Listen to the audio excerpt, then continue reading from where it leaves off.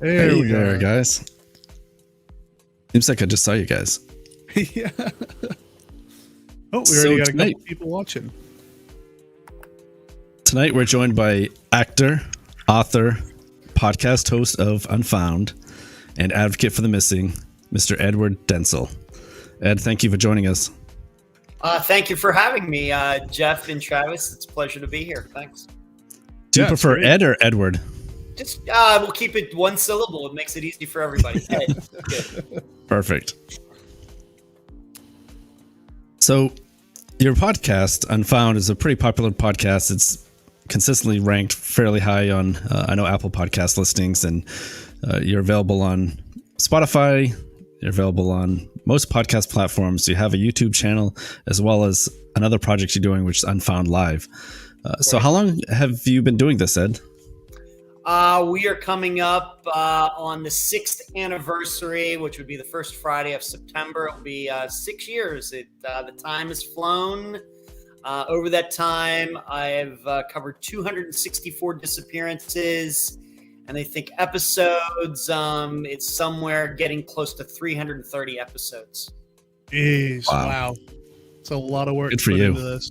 Thanks. That's awesome. Thank you. Hey, Now, hey, what Donna? got you on this path? It's a lot of things that came together. Now, you have to keep in mind when I started it, I was 46 years old. I'm going to guess that maybe I'm a little older than the average person who starts a true crime podcast or any podcast. It's a combination of going back to the 1970s. I was a big fan of the show as a little kid of In Search Of with Leonard Nimoy. Which I now, look back at it now, maybe it's a little hokey and everything. A lot of stuff, kind of that stuff was made up. But still, as a 6-7-year-old, you're just fascinated. Then you get to the 1980s, Unsolved Mysteries. I'll admit that I eventually started watching Cops. I can remember going over to my friends. They were all brothers. There's 3 brothers who were still very close friends of mine, my absolute best friends. Their father was a part-time police officer, and they had a scanner in their house. Oh, And I just absolutely used to be fascinated by this. Even though it's a very little town, you could kind of tell what was going on out there without ever leaving the house. And so there was that. So I've always been interested in mysteries. And of course, the internet came along. That certainly helped kind of this natural interest in this. And then that combined with as you already mentioned, I was an actor for a while working at Star Trek The Experience in Las Vegas for 4.5 years, where I got a lot of public speaking experience, a lot of improv, comedy experience, speaking off the top of my head, being able to react to people without having something prepared. And then podcasting, the technology, of course, then came along. Kind of in the what would it be, 2008, 2009, 2010, it probably started, becoming something that people were aware of. And then it just, I was doing some other things. Then in 2016, I had started another podcast, was co-hosting with someone else, did a decent job, but only think I lasted 5 episodes, and she decided that she didn't have the time for it. She had a regular job. And so she went on her way, but just in that very short time, I thought, you know what? I think there's something there. And that's how Unfound came to be, starting in September of 2016. It took a lot of things, a lot of different aspects in my life, and then technology for everything to come together. yeah, Nice. that's pretty cool. Yeah, it's awesome that we have this ability in the first place, right? That people can reach as many people as humanly possible with, anyone can do it sitting from home, from their cell phone even. For sure. I know that going to high school in the 1980s, graduating in 1989, I could have never guessed that at any point I could so easily communicate with people. Unfound has fans in Ireland, Australia, Germany, people tuning in from Hong Kong for the live show on YouTube. That's awesome. Wow. It's just not something that I ever could have imagined ever. Do you have That's a hard time fantastic. answering their questions? No, I just mean the language barrier. No, they're just typing out English, in the chat room, like during the live show on Monday. It's now on Monday nights. But everybody who knows me, I'm really not much of a talker. My brothers and my sister are. But I do have the talk gene. So if you ask me a question, I'll figure out something to say. No, it's interesting to say that because I started listening to podcasts, was Missing Maura Murray, and then also yours, Unfound. And just how easy you made it sound, the structure of your voice, the way you tell the story, it's amazing. And that's kind of why I thought, hey, these guys are doing it. They're doing a good job at it. It seems like something maybe we could do. And that's when Jeff and I started working on ours. Yeah, so I just want to thank you for that.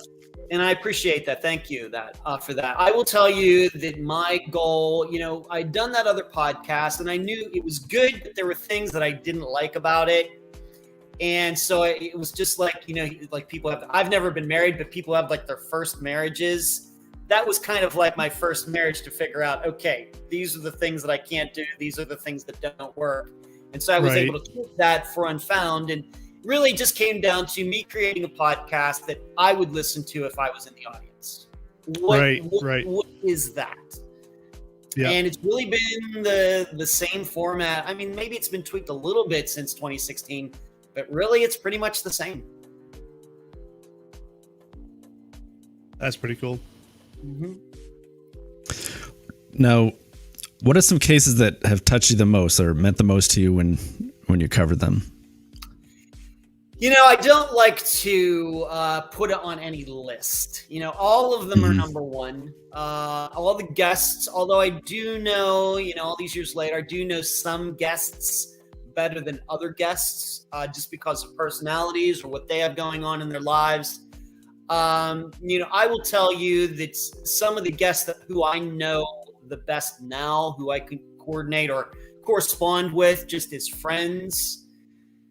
I could name Joyce Rivatuzo, whose daughters disappeared here in Florida back in 1979. She lost 2 daughters to disappearances. It's still unsolved. Wow. Lisa Kassoon, who lives very close to me here in Florida, who I get together with maybe every few months. She and her husband will come down. We'll have lunch together. She lost a brother to a disappearance up in the Panhandle of Florida in 2016. We've become very, very good friends. And then maybe Mary Lau, who was the first person ever to appear on Unfound. It's the first interview I ever did. In fact, the anniversary was just a couple years ago. It was the 6th anniversary since I interviewed her. And of course, she's been an advocate for the missing for many years. She's gotten laws passed in New York and elsewhere. Her daughter, Susie, went missing in Albany, New York in 1998. Those are just a few people who come off the top of my head. But, when it comes to the disappearances themselves, they're all number one. It's just maybe I've gotten to know some guests a little bit better than others, due to circumstances. But, I would say that there's certainly disappearances that I've covered that are, more mysterious as to, man, I really just don't even know what to think. So I might classify them that way. But as far as importance and everything, they're all number one to me. Nice. Now, you're an advocate for the missing people, right? What types of things are you doing besides just the podcast? Are you involved with other things, or? I would, I know you've used that term, and I would not call myself an advocate. When I think of an advocate, I think of somebody a little different than what I do. My opinion is that when you put an advocate in anything, it doesn't even have to do with true crime. It could be anything, advocate for any sort of thing that's going on in the world, then maybe these people, get a little too zealous, a little too overzealous to the point of maybe, exaggerating the truth to get more attention to whatever belief they have and everything. And that's not really what I do. I think that I talk about disappearances in very realistic terms, in that on one hand, I'm very critical of how the police treat these disappearances, especially disappearances of people who have criminal records, who are known to be into drugs and things. Certainly, they don't take those disappearances as seriously, and I can be very critical of that. On the other hand, I will say the reason that happens is because police officers don't get the training. There are no disappearance courses at any university out there. They don't get it on the job. So I then understand on the other side, I try to be in their shoes to say, you know what? They're just making the best decisions they can, given what they know, which isn't much. Right. So I would not say that I'm necessarily an advocate. I would say I'm very realistic, and I try to represent the guest as best I could in giving them advice, but I'm always honest with them. And sometimes that means that myself and the guests disagree as to what happened. They may think that their son or daughter was murdered, and I may say probably that's not what happened, but that never influences if I'm going to help them or not. I'll do whatever they want to do. If they want to go off on that tangent thinking there was a murder, I'm more than welcome to give it the best advice that I have, even though it may be against what I actually think. But I'm always honest with my guests. That's good. That's good. You covered a case that we covered a couple years ago. The Lost Boys of Pickering is what we called it. I can't remember what you had called yours. Just called it the Pickering Six. Yes, the Pickering Six. Yeah. Yes. Oh, yeah. Now, you had asked me what I thought had happened to them. What are your thoughts on that case? I can't. People know, if you follow the podcast, when it comes to theories, I'm very boring. And I don't get extravagant. I don't get very complex, because I think the disappearances that have been solved show they're usually pretty straightforward. I just think this is a situation. You get 6 guys who are at a party drinking, and you get them out on this boat, seemingly that probably wasn't meant to hold 6 people. Who knows where they went? Who knows what happened? But it just feels like the boating accident to me. I know that Bruce Ricketts, who was my guest, thinks differently. Started talking about maybe there's a drug angle to this. Maybe. I don't see any proof of that. But I just think this is some boating accident that went, a boating trip in the middle of the night that went really, really wrong. Yeah. And I think sometimes parents will do that. They'll try to figure out another scenario that could possibly bring them some sort of closure for their loved ones. Yep. So they're trying to think of every scenario possible. That's right. And this is once again something that doesn't come up in the usual interviews I do, but I will say that there are a lot of family members who want someone to blame. And sometimes there certainly is someone to blame, certainly. I've certainly covered many disappearances where I certainly thought it was a murder that so far has been successfully done. But a lot of times there is no one to blame. That just something happened. The person walked off for whatever reason. And so we just have to remember that. But a lot of times they do want people to blame, and sometimes there's just no one to blame. Yeah. Yeah, and it's pretty rare, honestly, at least from my experience, that there's a parent who will or a family member, friend, whatever, that will have that sort of honest opinion of, I think this is, it sounds really bad, but I think this is probably what happened, that sort of just harsh truth about it. But still, they still want an answer as to, like, an actual answer as to how it happened, Right. Right. And that's why my attitude has always been the truth. Probably no matter what we think, that if these are going to get solved, it's probably going to be a bad outcome. So we might as well just be truthful about it. Right. Just trying to fool ourselves that there is someone to blame or something when it doesn't seem like there is only putting off the inevitable. If you're going to solve it, the person remains are going to be found, and there's no signs of foul play. You might as well just start thinking about it that way now, and it probably will be a better way to go forward, trying to figure out, how to solve this disappearance instead of maybe trying to, wild goose chases or something. Right. Mm-hmm. Now, one thing I like about your Facebook page is you share missing people, even if it's not something you're covering, you still want to help spread the word, and I really appreciate you for doing that, as do we. We do the same exact thing. We try to help with making posters for families when someone goes missing. Try to give them some tips and tell them, don't drag your feet on this. Make it important early on. So I do that. I do that 5 days a week, usually between like Sunday and Thursday. I usually take off Friday and Saturday because those are the days that the podcast is coming out. But Friday or Sunday through Thursday, I'll post a couple disappearances that happened within the past 24 hours. Maybe I'll just Google it or them or something. And I do this for a few reasons. Of course, one, to bring attention to these people, but to show, how often disappearances occur, but then also to show that a lot of these disappearances that I post there are solved within a few days.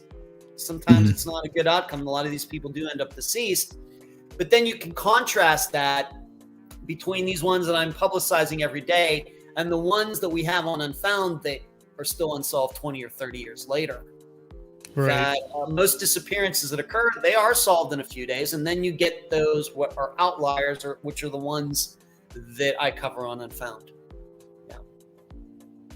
Yeah. Now, I had mentioned that your podcast and the Missing Maura Murray podcast kind of what got me into this. Yeah. You also enjoyed that podcast as well, I believe, right? And you're involved in that case.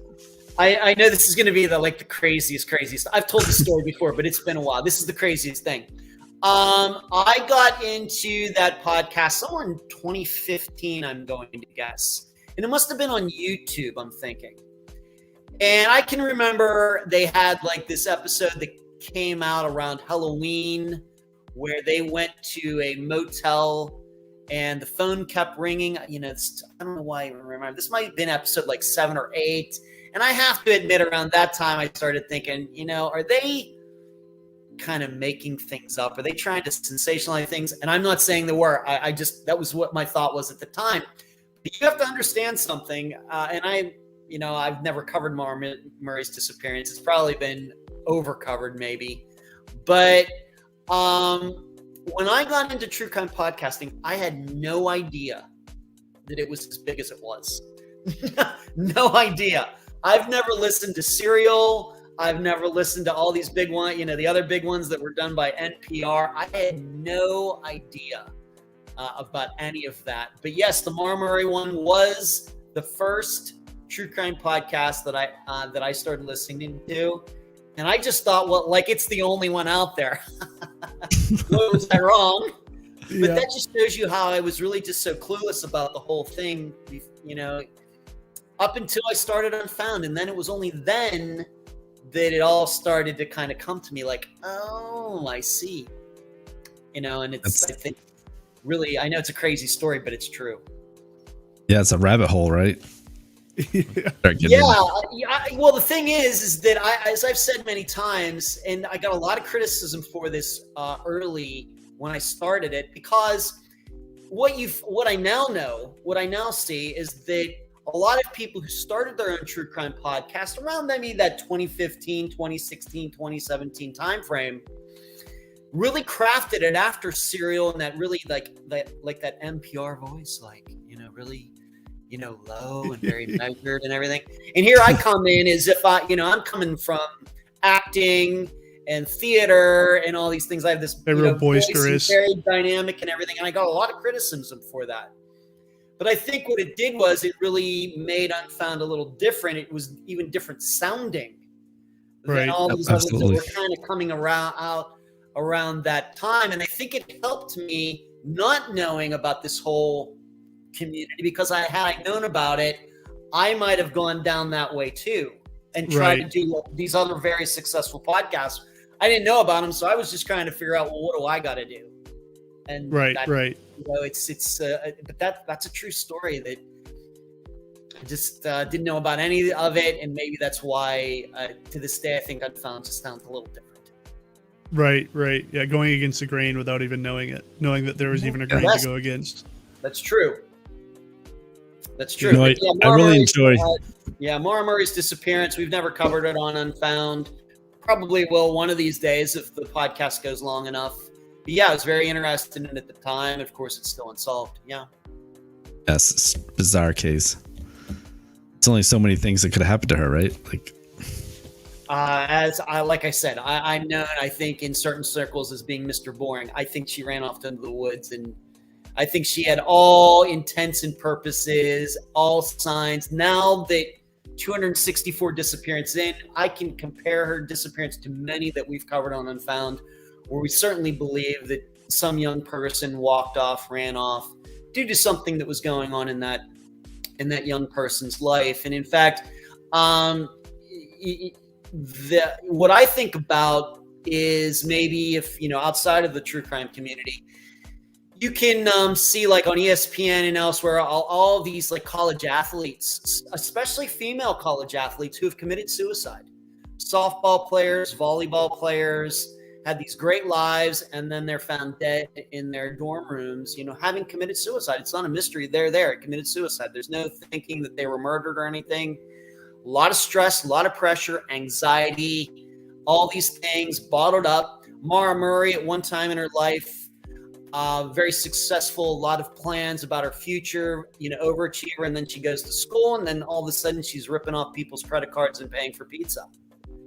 Seems like she was going through some things, and so that's how I view her disappearance. I compare her to these college athletes that we know who committed suicide due to pressure and high expectations, etc. Right. Or it even could be as simple as she was scared about after the accident. She'd been drinking. She didn't want the police to see her, so she ran off the woods and we know that happens too. People drinking and driving, they wreck their cars, they run off. They don't want to be caught by the cops, and a lot of times those people do reappear somewhere alive, and then once in a while they trip and fall, hit their heads in the woods, and die. It certainly could have happened. Right. Yeah, don't even have to go off too far to not ever be found again in the first place. Right. Yeah. One thing I enjoy about your podcast is the monologue you do in the beginning. Like it pulls the listener in, and I always wait for those last words where you say they were never seen again. Yes. Yeah. So Jeff and I actually, I don't know if that. Thank you. I don't think we stole it from you or anything. I think it was like subconsciously that we actually came up with this little monologue too that we do at the beginning of every episode where we go back and forth. Like, what if I told you this? What if I said this? And I don't know if it was based off from how you do yours or what, but I just put that together as I'm sitting here talking to you. I hadn't heard his podcast, but I think that that was a collaboration between the two of us, so that might have been organic. I didn't know anything about the monologue. Jeff, so we keep it. I will really tell you. I will tell you that, I ripped that off from somebody else. Just to let everybody behind the curtain a little bit, as if this was the Wizard of Oz. There was a podcast that I still listen to once in a while. Now, brace everybody. It's political, but it was called Uncommon Knowledge, and it's hosted by this guy Peter Robinson, who I met in person like 10 years ago. And he does this. He interviews political people, and that's how he starts his. He starts off. He doesn't start with music. He starts with him talking, this very short, concise statement. Then the music starts, and then the show starts. And I thought, well, he's one of the only people that do that. Maybe I'll try that for Unfound. And that's where I got the idea from. And as far as, that little snippet at the beginning before the music, I'm kind of following something that I heard years ago regarding education and everything, is that for people to really remember something and learn something, you have to tell them that 3 times. So we start right there at the beginning, very general facts, very quick, 30 seconds. And then I do the summary, which is usually a couple of minutes more in depth. And then the third time is when I actually interview the guest. And that's the third time. So you can see that very general, set it up. And then there's the finished product when I interview the guest. So that's, once again, it was on the planning going back to the summer of 2016 when I was thinking about all this. Yeah. Yeah. Well, it's fantastic. I love it. Mm-hmm. I had another question. I just totally blew my mind. What was that other question? Jeff, you got anything? About to drink some water. Questions. Oh, you are.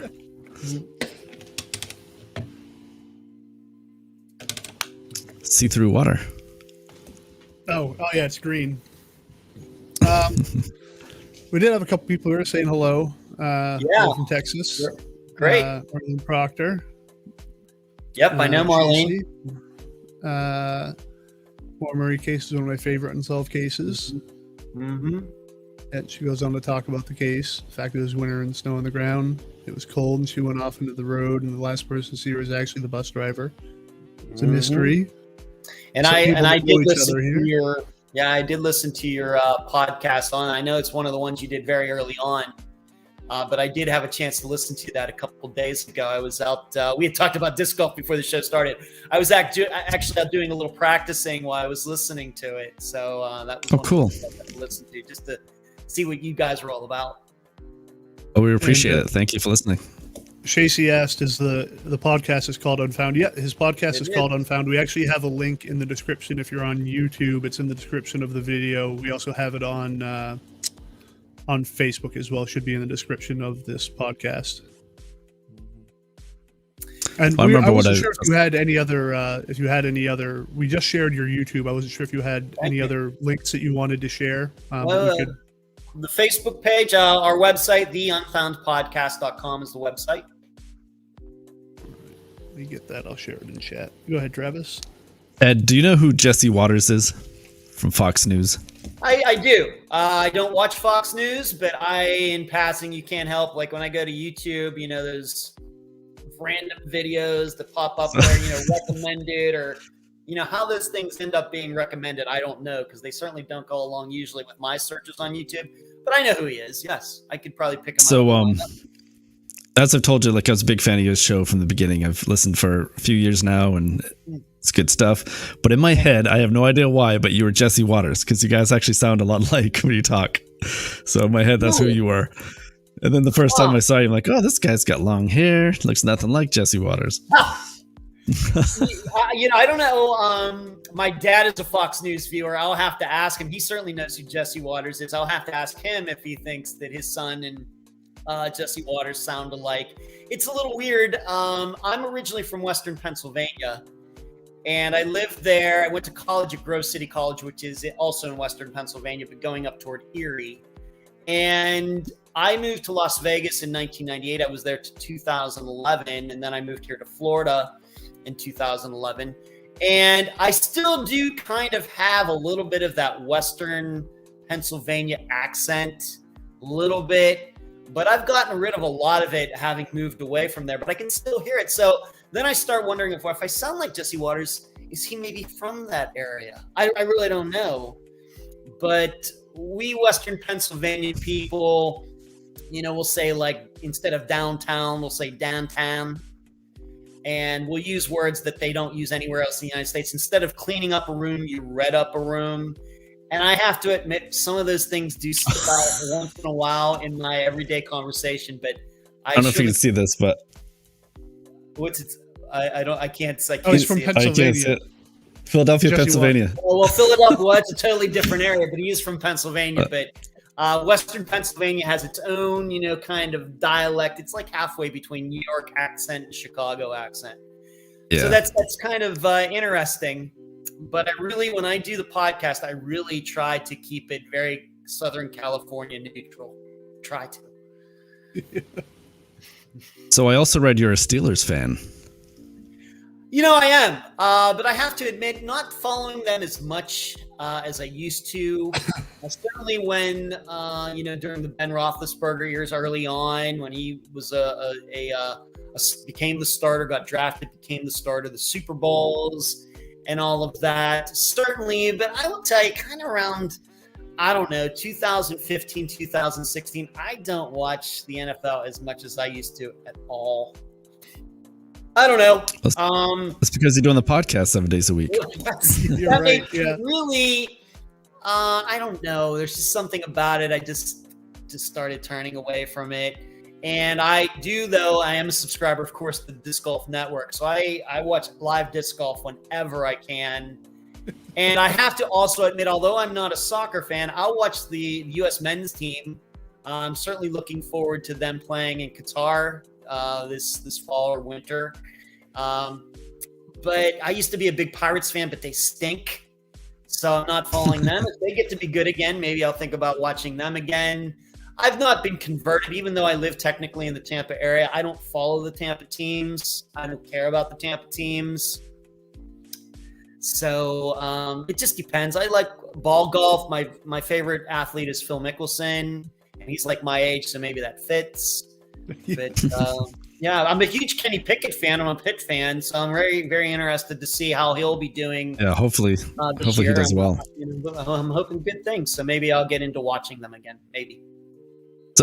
So to get back to the podcast, now, how do you prepare for an interview with someone? Well, first of all, do they reach out to you typically, or do you reach out to them?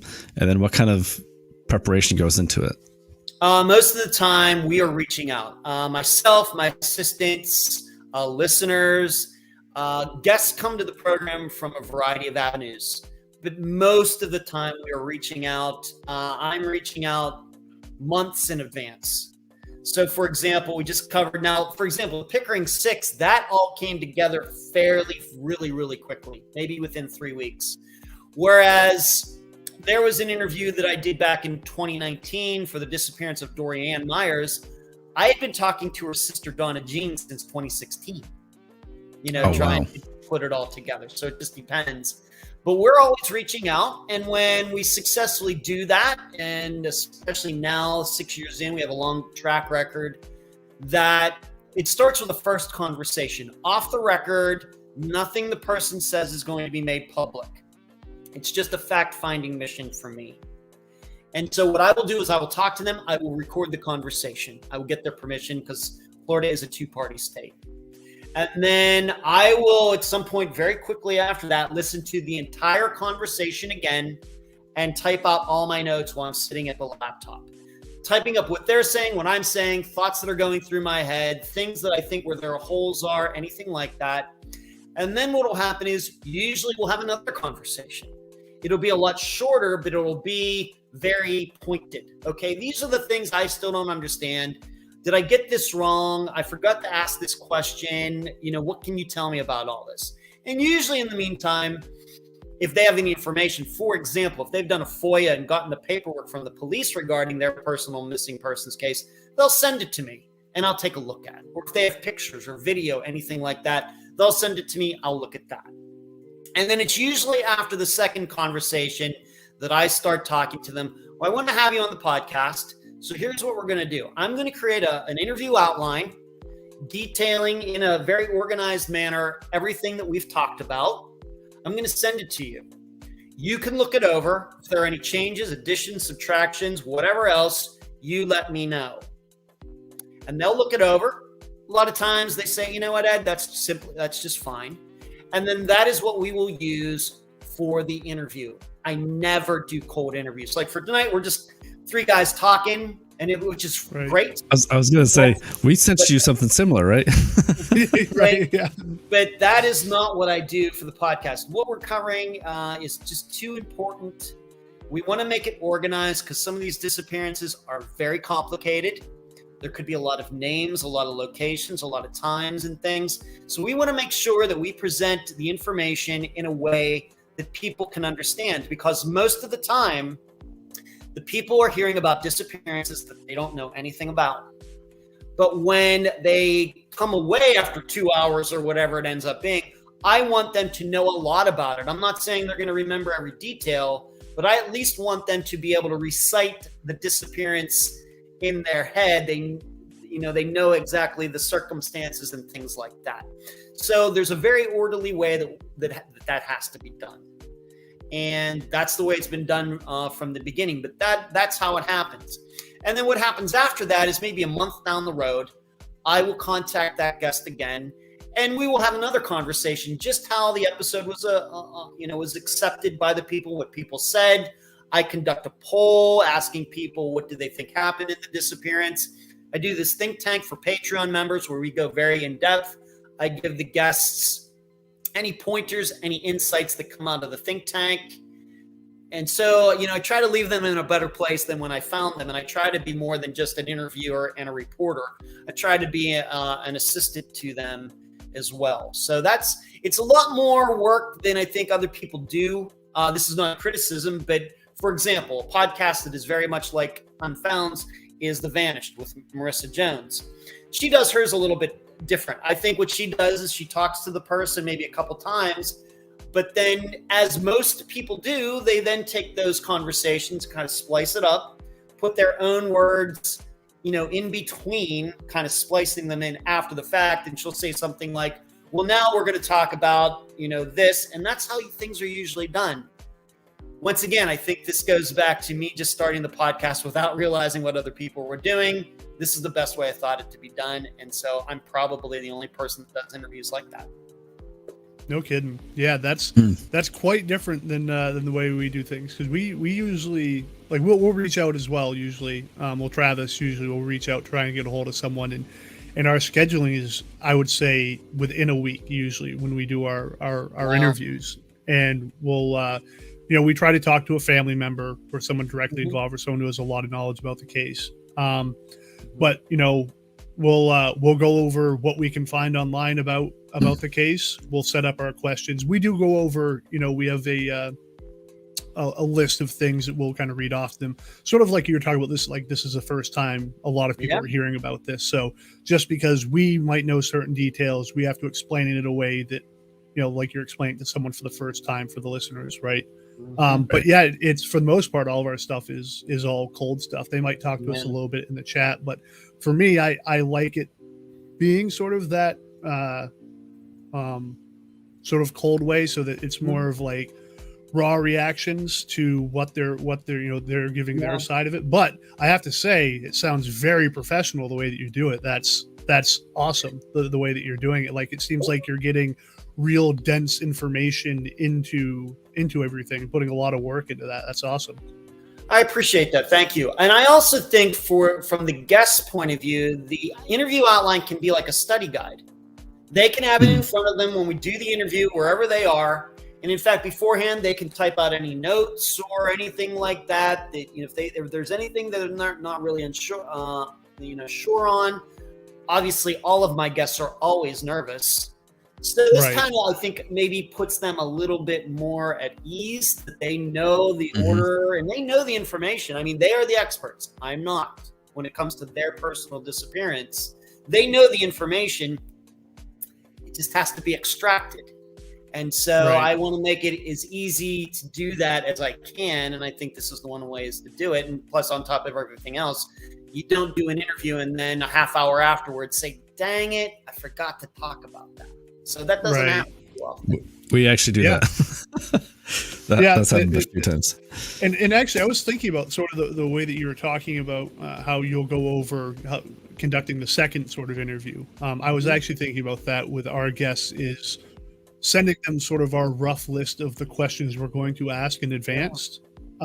Sort of, what we're going to over, just to sort of prep them for that, so they'll sort of know baseline what questions we're going to ask. But I think the majority, for me at least, most of the time, the questions that I'm asking is stuff that just pops into my head, but for me, it's more, kind of,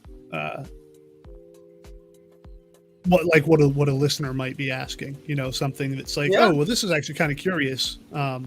But absolutely, that's absolutely not a criticism about the way you're doing it all, because I think it sounds awesome. It sounds like I said, a lot of work, a lot of legwork, but it sounds really good.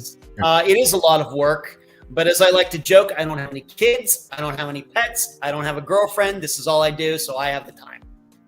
Yeah, and that's one of the things that we have to fight through. I'm not working, but Travis is. Travis works a ridiculous amount of hours, but family and all that stuff. So, but what a dream it would be to be able to to be able to do this full time. It's I've been doing it since the beginning. It's one of those things. It's very rewarding to me. I feel like it's something that I'm meant to do. I've been very fortunate this past year, very, very fortunate. I cannot thank them enough that I'm now hooked up with Spotify and Megaphone. So we've been monetizing the podcast this year, and I think that this has been something very smooth. I get the opportunity to put the ads in where I want them to be, so they don't interrupt the interviews in any way. That has certainly helped this year. I cannot thank the Patreon people enough. Patreon.com/Unfound Podcast. I can't thank the PayPal people, the people, the members who are the channel on YouTube. I cannot thank them all enough. I really can't. But really, the Spotify thing this year has been a big deal. You know, it's been really good. Yeah, that's amazing for you to live what you want, you know, be able to live that life, what you want to do. You can actually, you know, this is your job, the stuff that you're passionate about. Not many people get that opportunity, right? So, well, hey, awesome. don't worry. I still wanted to hit that $1 billion Mega Millions like a month ago. Don't get me wrong. No kidding. Yeah, that's awesome. Or you're ranked now in disc golf, right? So win a couple tournaments and Well, don't get me wrong. Everybody knows I'm a hacker. I'm an amateur. I do play a lot, once again, because I'm a single guy. I have the opportunity to do that. But I'm a hacker. Yes, I've won some tournaments. I've played in some age-protected divisions, 50 and above. But you know, the most recent one I was playing in a little more open division, but for like players under a particular rating. But besides Unfound, disc golf is the other obsession. I don't know if you want to call it that. Passion in your life. In my life. And I had some very dark years, and I've been very vocal about this, that I had the yips. If you're familiar with sports, maybe you've heard about it in golf or in baseball. And I had the yips for some years. Really had some anxiety issues out on the course. It's funny, I can speak off the top of my head, you know, during the live show to all over the world, but then I get on the disc golf course and I get anxious. It doesn't make any sense. But started seeing a sports psychologist not quite a year ago, and it's really helped. I would recommend anybody that's suffering from that to do that, because it has made playing the sport a lot more enjoyable, to relax me out there. And I've gotten back.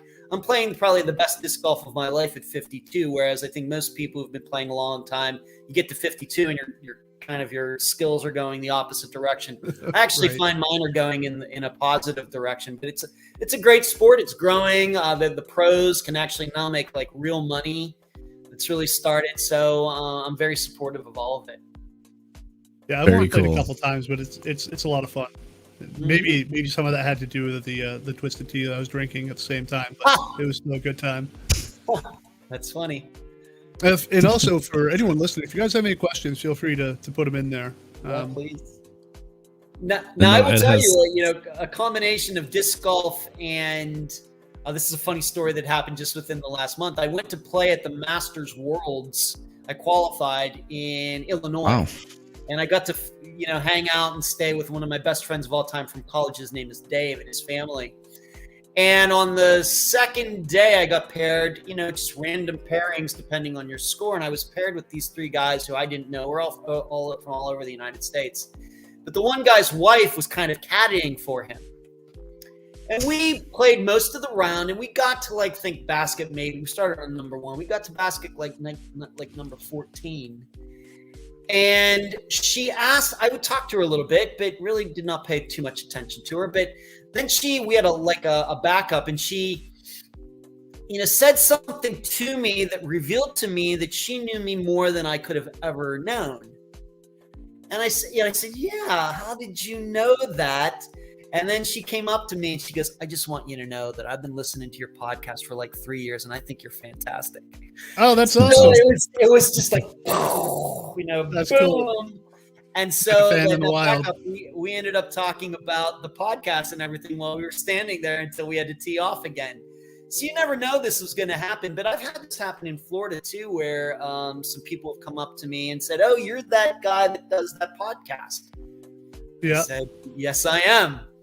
So you just never know, when it's going to happen. But it's good. And I'm, the thing I always worry about is that, one of those things that, you never want to meet somebody, you're interested in, or, some show that you follow, or a band or something like that, then meet that person or that group, and they're a bunch of a-holes.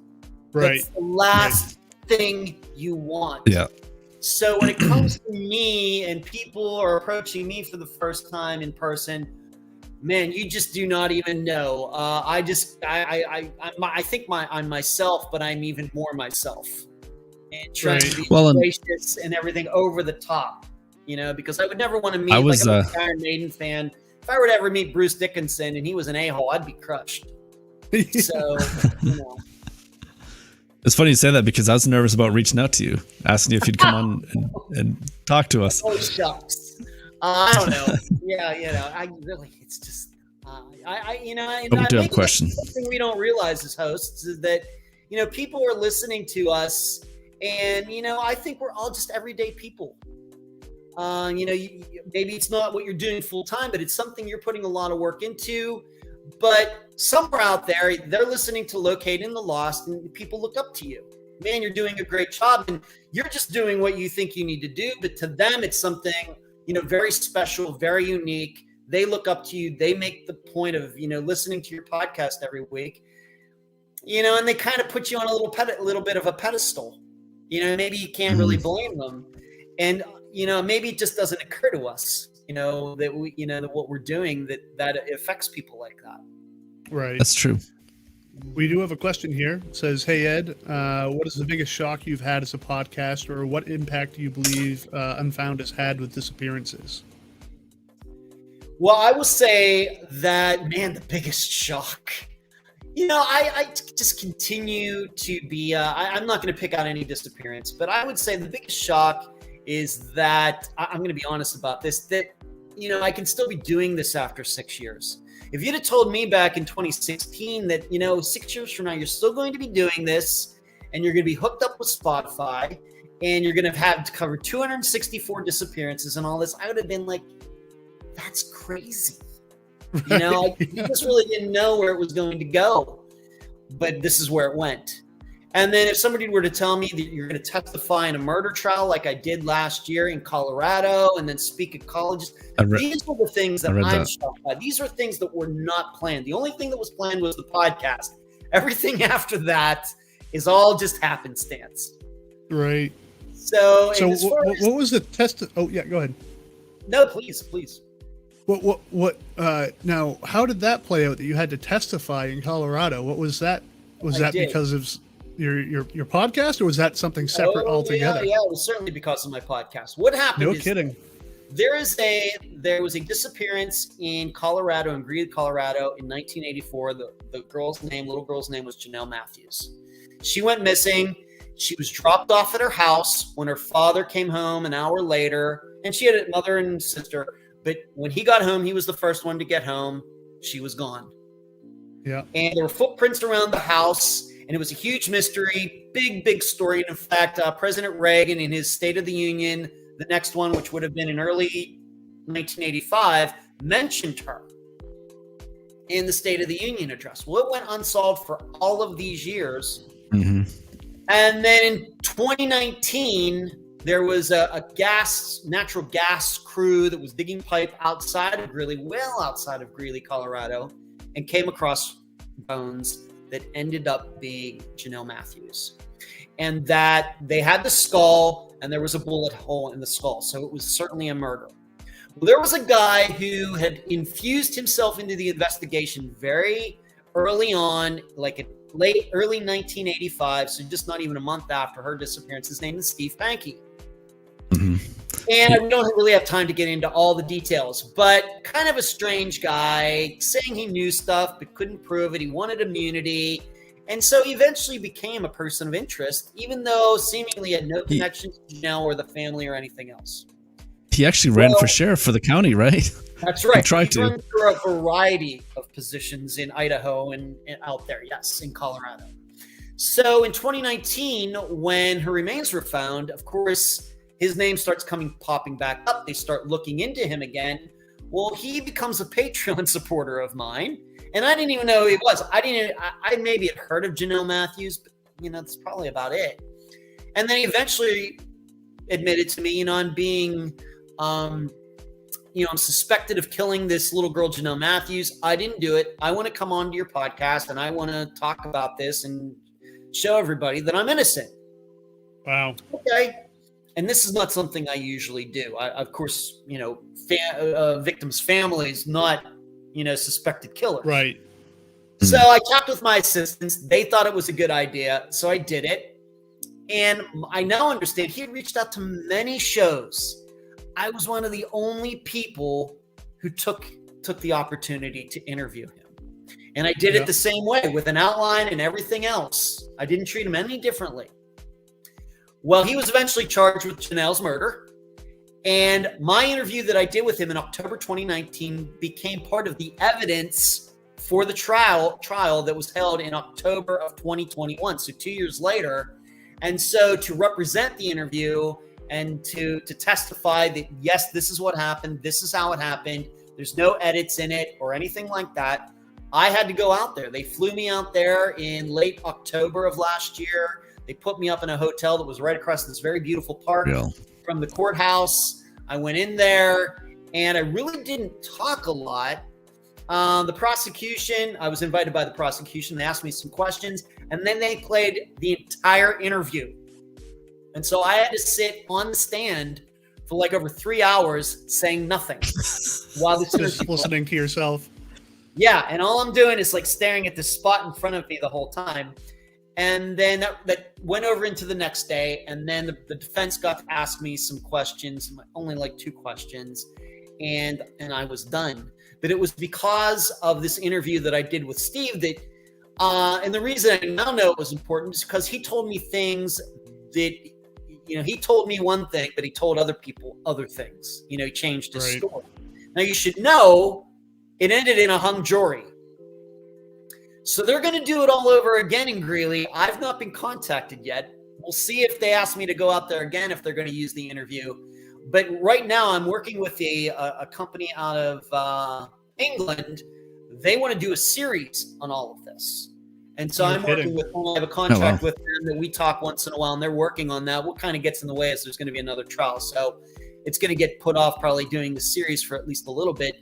But that's how it happened. But this is one of those things when you have an opportunity, like as a podcast host, to interview somebody, you just never know where it's going to go. You have to take those opportunities. Like I said, my impression is many people blew them off for whatever reason. Right. And my assistants actually had to convince me to do it, and I'm glad I did. Thank you, assistants. That's why they're my assistants. They set me right when I maybe am thinking I shouldn't do something. I'm making a bad decision. They set me right. That's amazing. That's pretty cool. That's awesome. So how do you? What do you? And maybe you're not supposed to give your opinion on, but what do you think about his situation there? Do you think he played a role in that? I will tell you that myself and some of my assistants differ. I think most of my assistants, especially my assistant Cherie, who probably I talk to the most about specific cases and things, she certainly believes that Steve did it. I am much more doubtful given what I think I know about disappearances, which Janelle's was a disappearance for 35 years.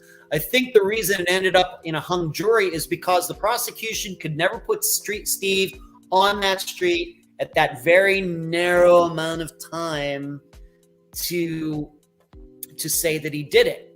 Now, what complicates matters is because of how he acted, but it also complicates matters is that the guy who dropped Janelle off, who was Janelle's friend's father, and this friend was also in the car, this guy, Russell Ross, he used to work with Steve Pankey, and they had kind of a beef of something from years before. So that then also caused the police to think that there was something going on here. Is it a coincidence? Greeley's kind of a small town. So that kind of complicated, the whole thing as well. But they just never could put Steve on that street at the right time. In addition, the defense presented a plausible alternative theory that there was this guy who lived across the street who admitted that he was watching women from his house with binoculars back at the time. And he lived, like I said, right across the street from Janelle. He was allegedly gone maybe around the time that Janelle would have been getting home. And it was just enough for there to be this question mark in some people's minds, obviously. But I don't know what the split was. It very well may have been from 12 jurors that 11 of them thought Steve was guilty. I really don't. Right.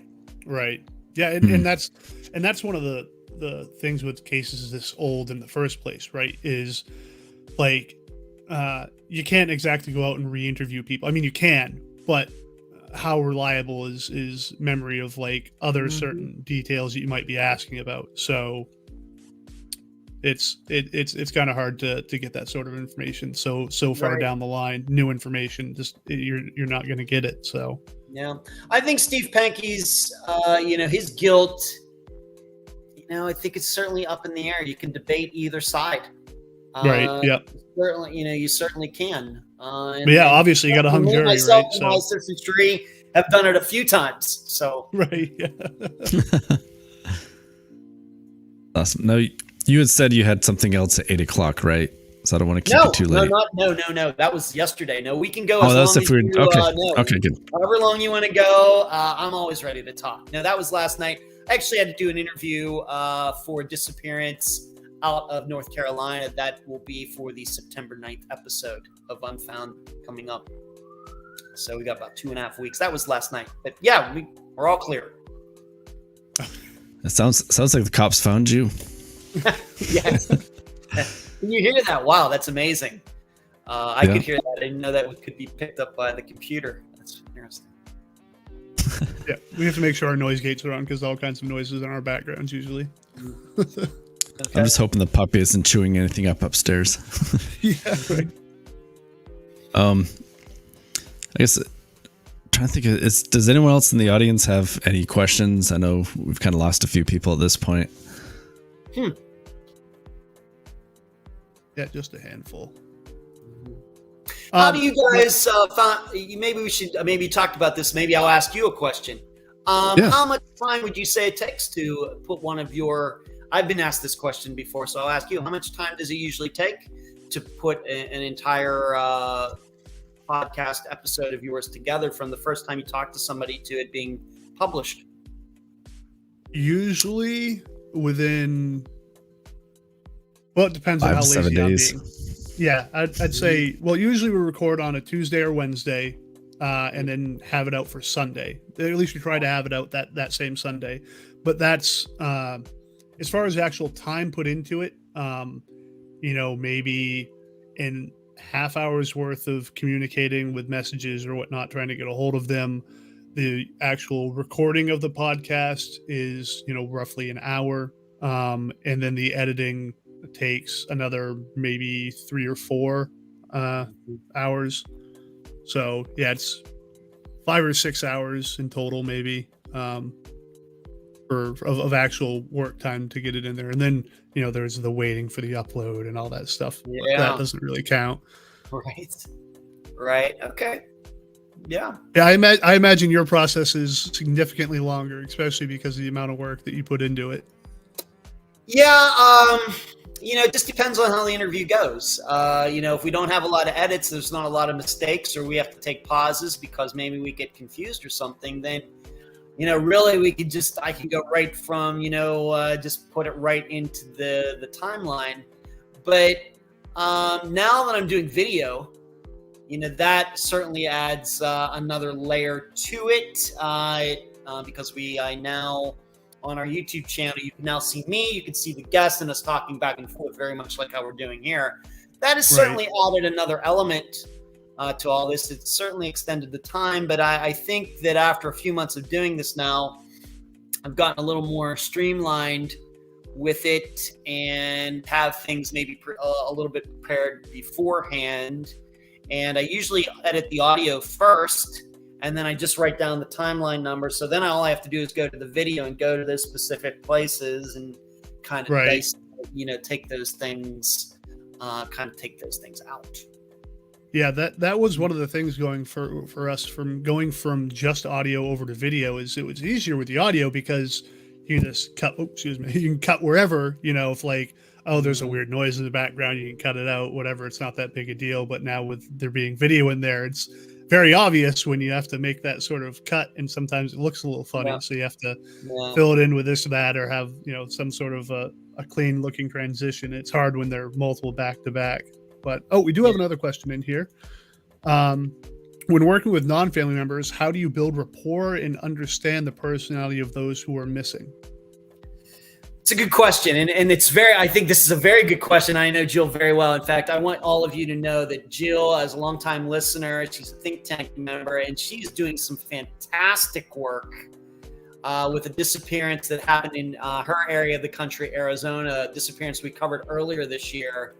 She and one of my assistants, Carrie, and the sister of the missing young man, they're just finding out so much more about this disappearance. So Jill, thank you, and thank you for the question. But I'm telling you, she's spectacular as a kind of an amateur sleuth out there, and she's helped me with some other things, given her professional expertise regarding Unfound. As far as that question goes, awesome. This is very interesting because the interview I did yesterday was with a non-family member, and really because nobody in the family would respond. And I really don't want to say, the disappearance right now, but I'd gone to the Facebook page, had posted something, got a lot of positive responses. Oh yeah, they got to do this. The family got to do this. And then they never responded. Well, then what happened was somebody, this young woman approached me through Messenger and said, you know what? I've been working on this disappearance for years, and here's what I have. And so she sent me all this stuff that she's been working on, because probably like me, you probably get a lot, maybe some kook emails and kook messages and things like that. Me too. So you have to be very careful when somebody says, oh yeah, I know all about this, this disappearance, and I can be the guest and everything else. I'm always very leery of that. Right.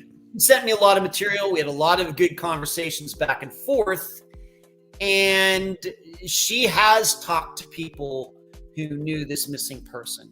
She hasn't talked to the family because it seems these days the disappearance is about 15 years old.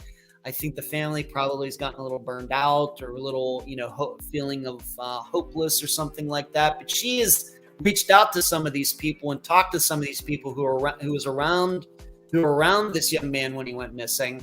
And so you just have to do it that way. I don't ever want to rule out a disappearance because I can't talk to a family member. I'm certainly willing to talk to somebody who's knowledgeable, who's objective, who's doing good work out there. Those people will always be welcomed on Unfound. And so this young woman certainly qualified. She did a spectacular interview. And so you just have to kind of glean as much as you can. Even though the person you're talking to didn't know the missing person, you just have to do your best. But I don't want it to be so set in my ways, what has to be a family member or else. Right. Yeah. And it is obviously the most, for us at least, it is super important to try and talk to like a family member or a very close friend, someone. But if not, we want to talk to a subject matter expert, someone who gives us information that seems trustworthy, But yeah, it is definitely always best to try and talk to the family members, because that's, for us at least, that's sort of the most important part, is the family side of things. The story is close to being connected to the individual that's missing as possible. Get their actual story out there, who they were, what they were about, what sort of person they were. And to me, it seems like it's a lot more impactful to the people listening too. It's a lot closer to the heart, It makes it real, right? Yeah.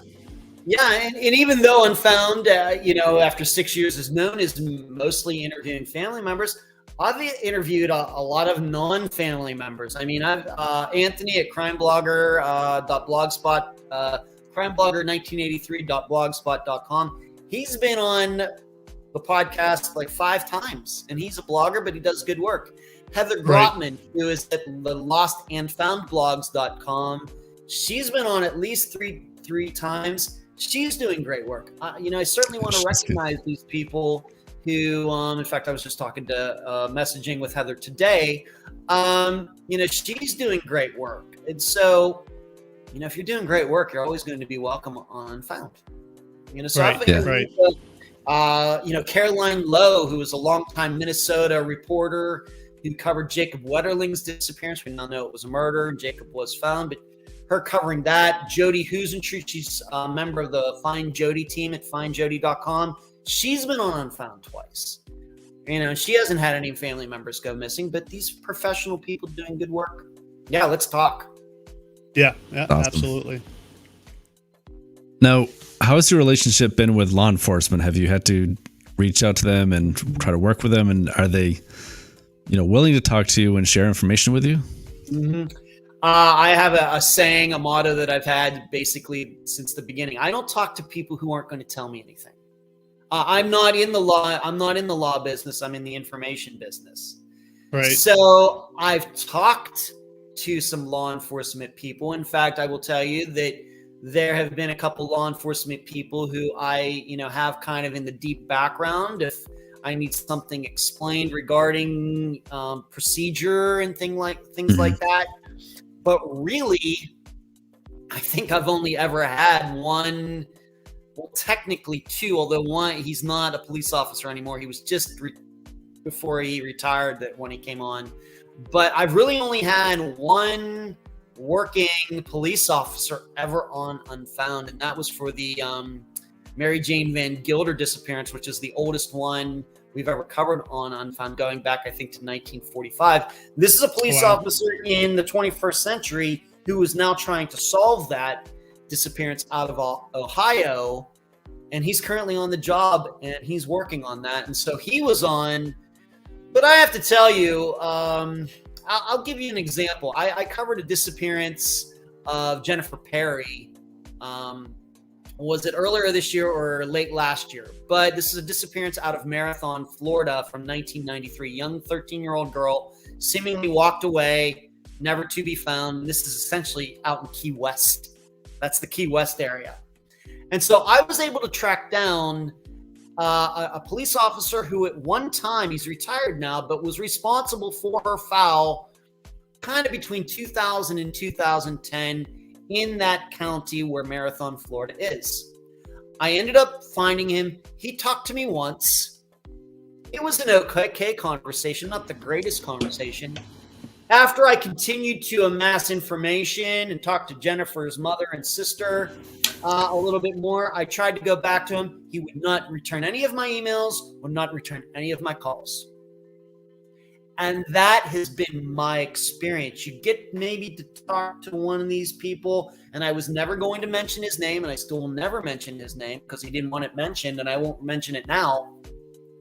But this has been my experience. They just tend to be, flaky or something, that they're just not very reliable, and they don't want to tell you a lot, even though you have a lot of information that you can share with them. Now, maybe the exception when I covered Mark Heimbaugh's disappearance earlier this year. Now, Rich McHale is a retired police officer, and he's made it his life's work to try to figure out what happened to Mark Heimbaugh in New Jersey. And this is a boy who went missing in the early 90s in New Jersey. And Rich, for a time, was kind of responsible for it. Now, he's written a book, and it's sold a lot and everything. Fantastic interview. Now, maybe that's another exception, like this police officer from Ohio, but my experience with law enforcement has not been good. I don't sit around waiting for FOIAs to show up and things like that normally. Yeah. I'm all, nobody's going to going to delay when I want to cover a disappearance.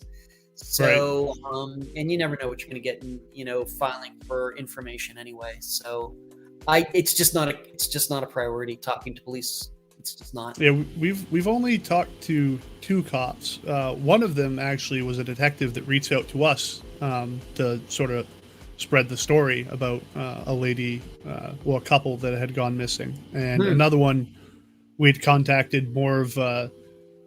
Had a lot of questions about sort of the timeline of events from like the family's side of things. So we actually called up the police officer and talked to him directly that was involved in the situation to sort of get his side of things, because there was it sounded very mishandled the way it was done. Just asked for clarification on sort of their policy and on how they do things and why they did things that way. But that's all we've ever had to do is just the two.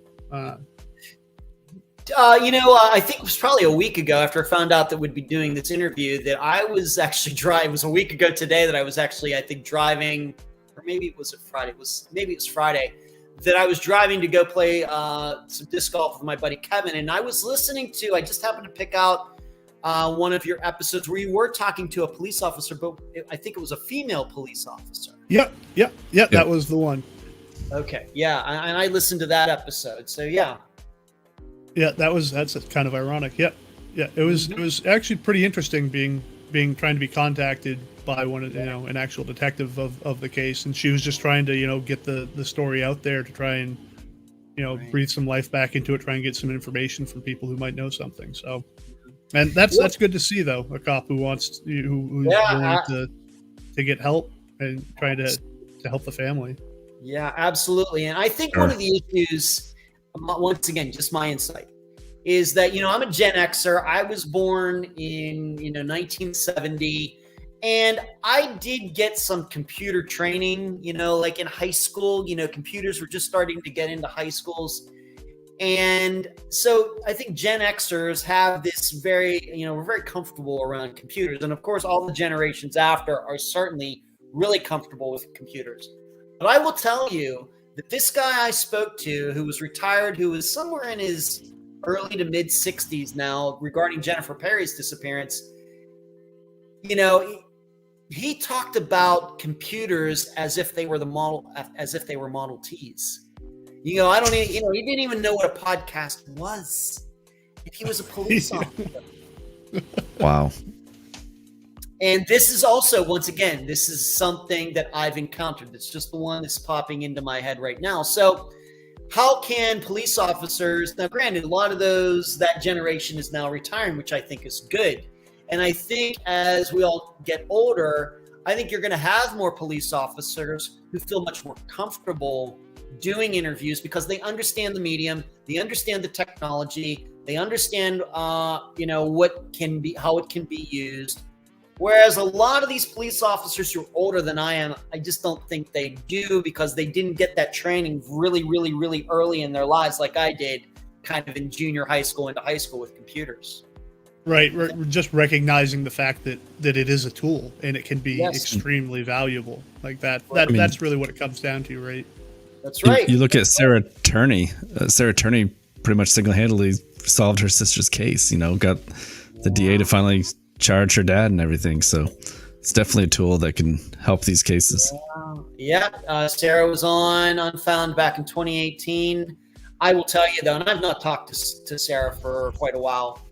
I of course fully support her, but it's still to me a very circumstantial case. I'm perfectly willing to believe that Michael Turney killed Alyssa. I'm perfectly willing to believe that, but I don't think there's any proof of that.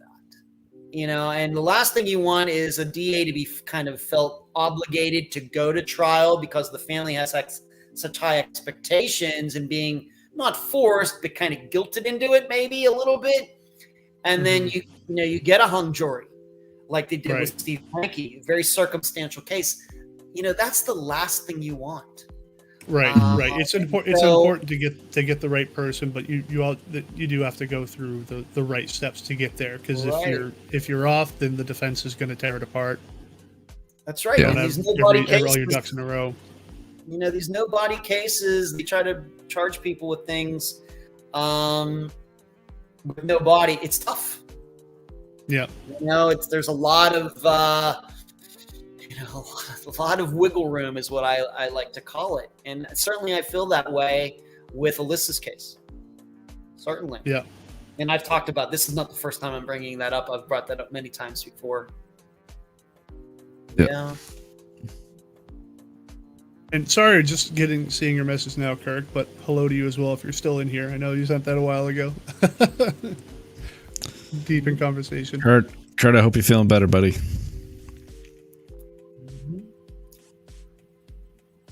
Is there anything that you, Ed, want to tell the listeners about Unfound that we haven't already covered? Or what is your mission statement? Excuse me? Do you have a mission statement? Nothing that's typed out, no. My mission is just to cover disappearances as well as I can. Maybe even a little bit arrogantly. I want to make sure that I cover disappearance so well that nobody else can cover it, because Hey. there's just like nothing on the bone that's left to be picked off, kind of thing. That's Right. kind of Become my the attitude. resource. Yeah, that's I want it to be that when we cover a disappearance, everything you ever need to know is all in one place. Right. It's maybe a little Excellent. arrogant. This is not something where of course, my guests want to go do other podcasts. Absolutely fine, excellent. But when I do my work, that's how I think about it. We're just going to cover everything, but factually, we don't do a lot of theorizing, or maybe no theorizing most of the time. We're just going to cover the details as best as we can, and I let the listeners decide. I do not get into, well, what if this happened and what if that happened? And I don't allow the guests to say, well, I think that John Doe killed my daughter and this. We don't do those things. But the mission statement is just to cover these disappearances as best that can be done under the circumstances. Right. But, I'd like to think that given my background that, I'll bring a lot of different aspects to it. I love to write. I've written novels. The beginning, you talked about like the beginning of the podcast, how it starts out. I love that really very concise, using as few words as possible, when I'm writing the scripts and, after the music, that maybe like that kind of theme that I try to set up. I love doing those things. These are some of the things I try to bring to Unfound that, like I said, I think that my background is a lot different than a lot of other people's, with all the writing that I've done and some of the public speaking and everything. And so I try to bring that to Unfound because I think it makes it unique. Yeah. Right. Now, Yeah. where can people find all your stuff? Just for anyone listening now, Sure. where can they find all your content? Thank you. Of course, Facebook, both the discussion group and the Facebook page. And I've even been known to accept friend requests from listeners once in a while. It just depends sometimes. I do get a lot of crazy friends requests sometimes. You get that friend request and you look at the profile. You accepted mine. Yeah. You look at it and it's just like there's just like one picture and they're not friends with anybody else they're friends with. And it says like they're from Thailand or something like that, that those people probably aren't going to get accepted. But you certainly could friend me. And in that way, you're going to find out a lot about Ed Dentzel that has nothing to do with Unfound. I think if people follow my personal page, I keep it very light. I make a lot of jokes and things, and rarely ever do I talk about Unfound there. But for Unfound, the Facebook page, the discussion group, we have the website, theunfoundpodcast.com. We are on Instagram where I post the pictures of the missing people, that person we're covering for this week. We're on Twitter where you were bringing up earlier how I like to publicize recent disappearances. I do that on Twitter too. I post wherever the United States and Canada, hashtagging that city, that state, that province. We're there on Twitter. Of course, we're iTunes, Spotify, which is really where Unfound gets started. I used to be on Podomatic, but moved over to Megaphone/Spotify earlier this year. iHeart, all the places that most podcasts are. And probably the newest thing that you brought up very early on in this interview is now I've turned the Unfound live show that has just been on YouTube, I've turned it into a podcast. So it's video on Monday nights. People can see me like everybody can see us now. But now the audio version, I strip away the audio or video from the audio, and it is now a podcast. And that is something that's just happening right now. It has been accepted to iTunes and all of those places. So Awesome. Now this is something, even though the show's on Monday nights, it'll come out on Tuesday sometime. We'll see what kind of attention it gets. It's of course, a little more laid back than the podcast is. I talk a little bit more about things going on in my life, and funny things, and disc golf, and power. I'm losing power here at my condo building, and things that pop up. But then we get into like national true crime news, and I give some opinions on things.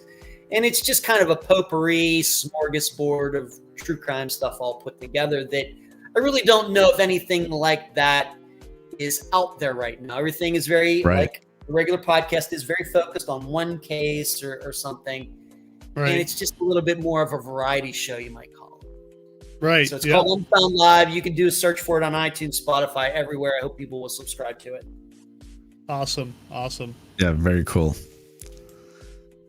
Well, Ed, if you have nothing else, sorry, go ahead. No. I was about to say the same thing that you are. Yeah.